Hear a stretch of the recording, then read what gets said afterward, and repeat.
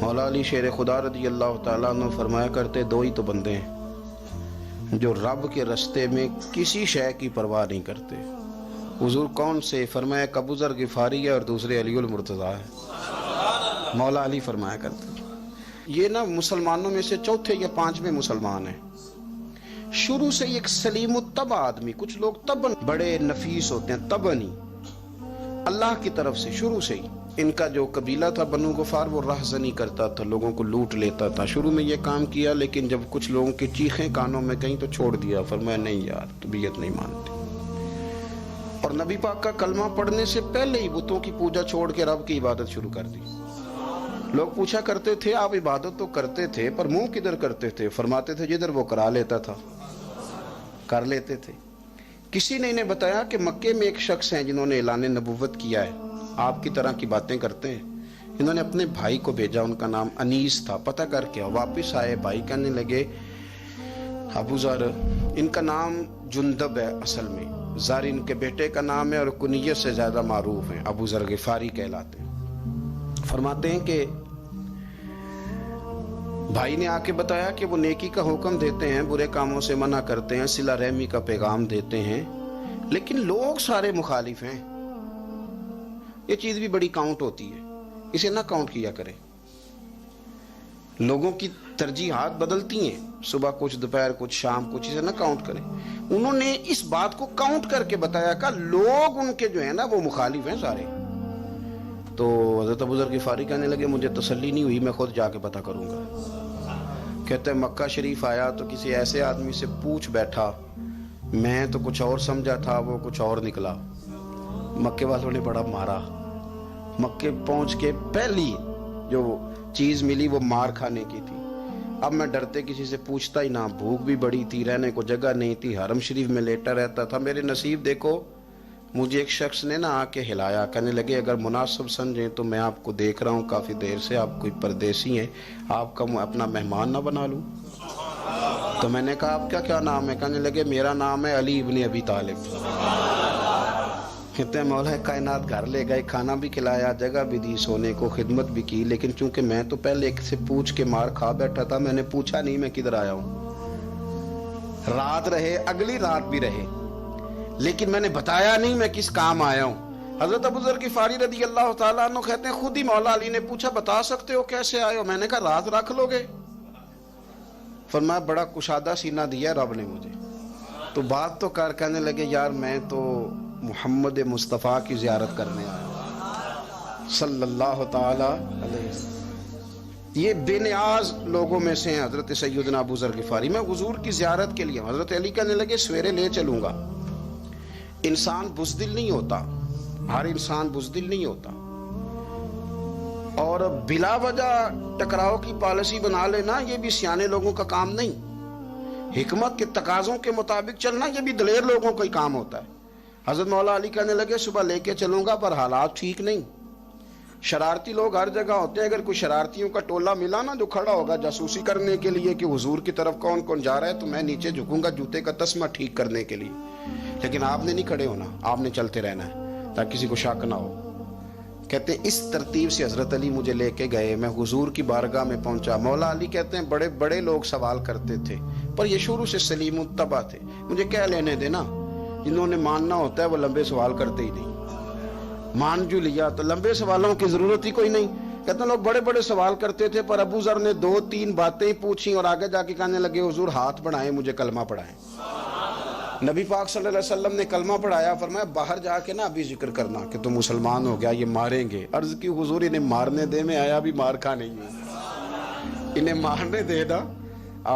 پڑا فلک کو کبھی دل جلوں سے کام نہیں، داغ دلوی نے کہا تھا پڑا فلک کو کبھی دل جلوں سے کام نہیں، اور جلا کے راکھ نہ کر دوں تو داغ نام نہیں۔ ماری تو کھانے آئے ہیں، مارنے دے، کرنے دے، زہر جتنا لگانا ہے لگانے دے۔ باہر جا کے اعلان کیا، مکے والوں نے مارا، اتنا مارا کہ بے ہوش ہو گئے۔ پھر کسی نے بتایا کہ تم نے گزرنا بھی ہے ان کے علاقے سے، بنو غفار سے، پھر ان کا پتہ بھی ہے یہ لوگ بڑے سخت ہیں، پھر چھوڑا۔ تباً بڑے جلالی تھے، زاہد مزاج تھے، فرماتے تھے کہ جو تمہاری ضرورت سے زیادہ ہے وہ سارا صدقہ کرو، کنز کے معاملے میں ان کا رویہ یہ تھا، صرف حضرت صدیق اکبر کو کچھ نہیں کہا انہوں نے، باقی حضرت عمر جیسے آدمی کو بھی کھڑا کر کے کہہ لیتے تھے یہ مال کیوں رکھا ہوا ہے خزانے میں، بانٹتے کیوں نہیں سارا؟ اور جناب عثمان غنی رضی اللہ تعالیٰ عنہ کے ساتھ تو باقاعدہ کئی دفعہ اس موضوع پر گفتگو کی۔ وہ کہتے تھے کہ جب اللہ کہتا ہے قرآن میں کہ مال دولت جمع نہیں کرنی، تو وہ جو لوگ تھے وہ بھی بڑی شانوں والے تھے، وہ کہتے تھے کہ اللہ نے جب زکوٰۃ فرض کی تو مال جمع ہوتا ہے تو زکوٰۃ فرض ہوتی ہے نا، جب فطرانے کا کہا تو مال ہوتا ہے تو فطرانہ آتا ہے نا، تو آپ جو کہہ رہے ہیں وہ ٹھیک ہے پر آپ اعلیٰ بات کر رہے ہیں تقوی کی، سارا بانٹو۔ تو حضرت ابو ذر غفاری کہتے تھے چلو ٹھیک ہے تمہاری بھی بات مان لیتا ہوں، پر یہ بتاؤ مدینے والے کا اپنا طریقہ کیا ہے؟ کہ بھئی حضور کا طریقہ تو وہی ہے جو آپ بتا رہے ہیں۔ تو فرمانے لگے پھر اس رستے نہ چلیں جو رستہ مدینے والے رسول کا ہے، اور حضور سے نبی پاک سے عشق کرتے بڑا کھل کے۔ یہ صحابہ صفہ میں سے تھے۔ کلمے پڑھنے کے بعد چونکہ طبیعت جلالی تھی تو حضور نے بھیج دیا، فرمایا واپس جاؤ اپنے قبیلے میں تبلیغ کرو۔ واپس گئے، بھائی کو مسلمان کیا، والدہ کو مسلمان کیا، قبیلہ سارا مسلمان کیا، وہیں رہے۔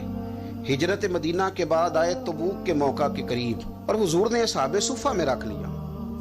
نوکری کرتے مدینے والے رسول کی، دلیر آدمی تھے، بڑا قبیلہ تھا، پر ڈیوٹی کرتے، ڈیوٹی خدمت کرتے۔ ایک بیٹا تھا زار اس کا نام تھا، اس کی ڈیوٹی لگائی تم نے میرے نبی پاک کے اونٹ چرانے۔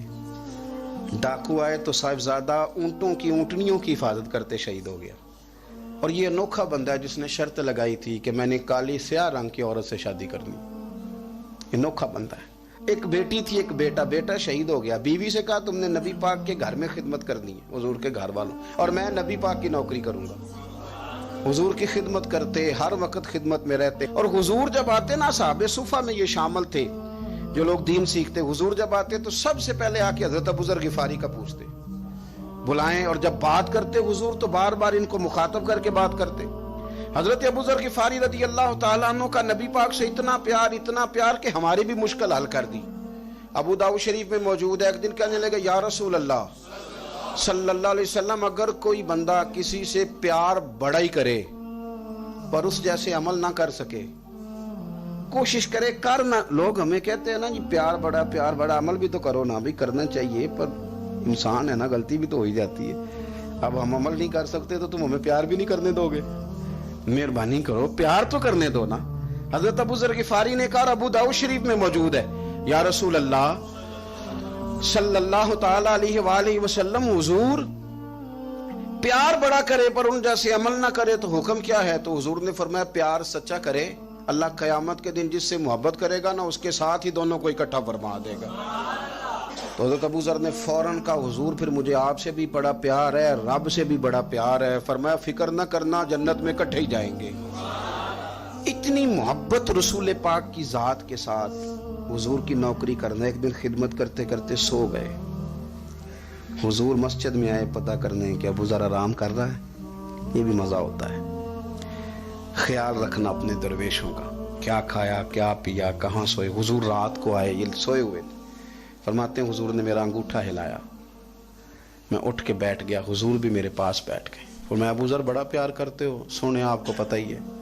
کہا یار تو بڑی نوکری کرتا ہے، ایک دن وہ بھی آئے گا جس دن تجھے میری مسجد اور میرے شہر سے جانا پڑے گا، پھر کیا کرو گے؟ تو عرض کی حضور کسی کی طاقت ہے مجھے آپ کے شہر سے نکالے؟ میں تلوار نکال لوں گا۔ نبی پاک نے فرمایا تلوار نہ نکالنا، جہاں تمہیں بھیجا جائے چپ کر کے چلے جانا۔ حضور کب تک؟ فرمایا جب تک اللہ تیری اور میری ملاقات نہیں کرا دیتا، یعنی وصال تک۔ یہ واحد شخص ہیں کہ حضور کے وصال ظاہری کا وقت آ گیا تو فرمایا کوئی میرے ابو ذر کو بلاؤ۔ جب یہ آئے تو حضور لیٹے ہوئے تھے، یہ جھکے نبی پاک کی طرف، حضور میں حاضر ہوں، تو حضور نے پکڑ کے سینے کے ساتھ لگا لیا۔ میرے رسول پاک صلی اللہ علیہ وسلم کی خدمت میں ایک دفعہ عرض کرنے لگے حضور مجھے صوبے کا گورنر بنا دیں۔ تو نبی پاک نے فرمایا ابو ذر میں عہدے پسند نہیں کرتا، تو تمہیں بھی میں کہتا ہوں عہدہ نہ لینا، تمہیں بھی کہتا ہوں عہدہ نہ لینا۔ فرمایا ابو ذر میں جو چیز اپنے لیے پسند کروں گا تمہیں بھی اسی کا مشورہ دوں گا، تم بندے اچھے ہو پر یہ کام تمہارے بس کا نہیں ہے۔